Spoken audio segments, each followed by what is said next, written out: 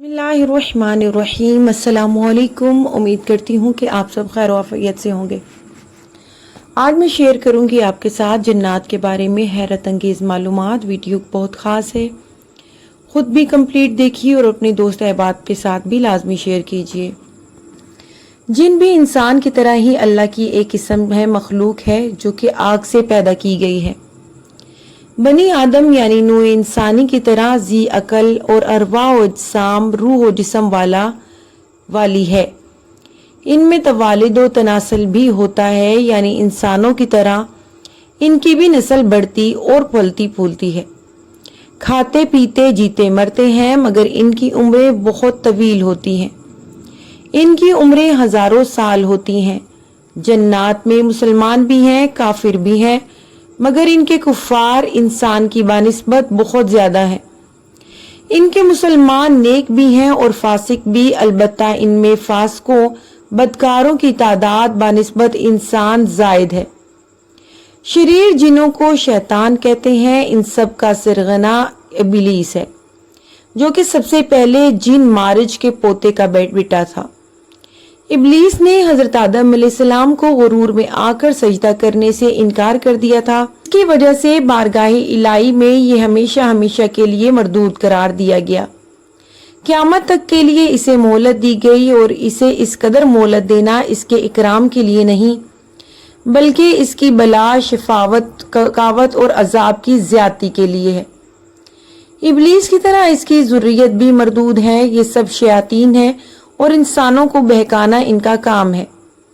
तरह तरह की तरकीबों के जरिए नेक काम से रोकते हैं और बुरे कामों की तरफ तरगीब दिलाते हैं।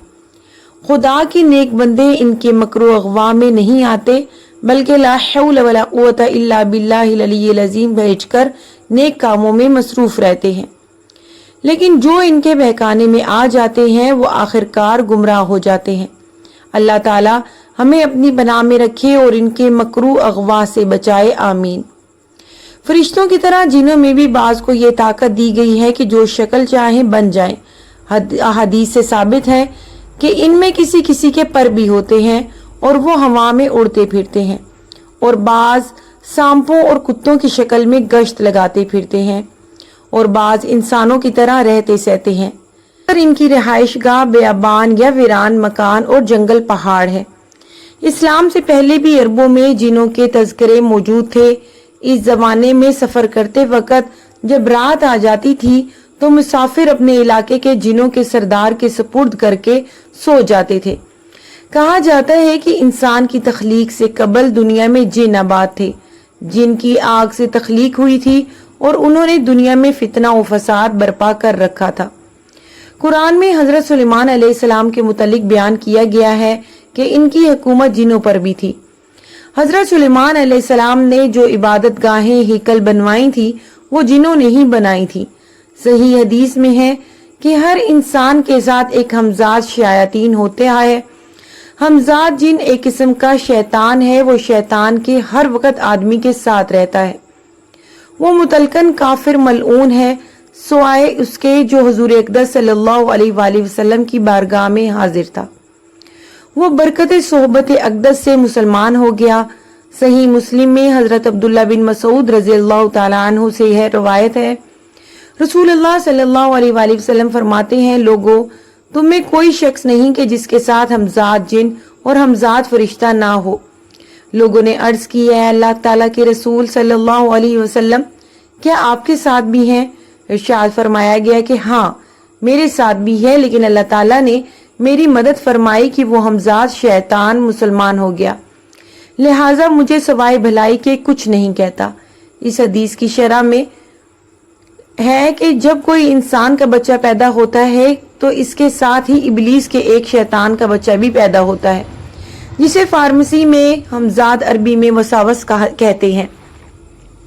जाहिर ये है कि इब्लीस के हर आन सैकड़ों जैसे बच्चे पैदा होते रहते हैं। मुताबिक तादाद औलाद इंसान जैसे मछली, नागन, सांप बैक वक्त हजार अंडे देती हैं। तागूती जरासीम हर आन बच्चे देते रहते हैं। मुस्लिम शरीफ में है कि अब्दुल्ला बिन मसूद रज़ियल्लाहु ताला अन्हु बयान फरमाते हैं कि नबी करीम सल्लल्लाहु अलैहि वसल्लम ने फरमाया میرے پاس جنوں کا دائی آیا تھا تو میں اس کے ساتھ گیا اور ان پر قرآن پڑھا۔ فرمایا کہ وہ ہمیں لے کر گیا اور اپنے آثار اور اپنی آگ کے آثار دکھائے، اور نبی کریم صلی اللہ علیہ وآلہ وسلم سے زادے راہ کھانے کے متعلق پوچھا تو انہوں نے کہا کہ ہر وہ ہڈی جس پر اللہ کا نام لیا گیا ہو وہ تمہارے ہاتھ آئے گی تو وہ گوشت ہوگی، اور ہر مینگنی تمہارے جانوروں کا چارہ ہے۔ تو نبی کریم صلی اللہ علیہ وآلہ وسلم نے فرمایا ان دونوں سے استنجا نہ کرو کیونکہ یہ تمہارے بھائیوں کا کھانا ہے۔ جس زمین پر ہم زندگی گزار رہے ہیں اسی پر وہ بھی رہتے ہیں، اور ان کی رہائش اکثر خراب جگہوں اور گندگی جگہوں والی ہوتی ہے، مثلا بیت الخلا، گندگی پھینکنے اور پاخانہ کرنے کی جگہ وغیرہ۔ تو اس لیے نبی کریم صلی اللہ علیہ وآلہ وسلم نے ان جگہوں میں داخل ہوتے وقت اسباب اپنانے کا کہا، یعنی مسنون دعائیں۔ قبرستانوں اور ویران جگہوں پر بھی ان کا ڈیرا ہوتا ہے، اسی طرح گھروں کی چھتوں پر بھی یہ مخلوق رہتی ہے۔ اس لیے شام کے وقت سورج غروب ہوتے وقت نبی کریم صلی اللہ علیہ وآلہ وسلم نے چھوٹے بچوں کو چھتوں اور گلیوں پر چھوڑنے سے منع فرمایا ہے۔ اللہ تعالیٰ ہمیں تمام شیاطین سے اپنے حفظ و امان میں رکھے، آمین ثم آمین۔ ویڈیو پسند آئے تو پلیز اسے لائک اور شیئر کرنا ہرگز نہ بھولے۔